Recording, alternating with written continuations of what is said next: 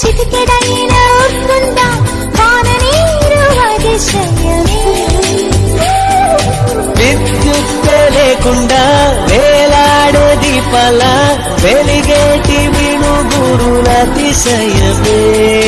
తరువున ప్రాణం ఇచ్చుటనున్నదు, ప్రాణంలోన ప్రేమ ఇచ్చుటనున్నదు. ఆలోచిస్తే అతిశయమే.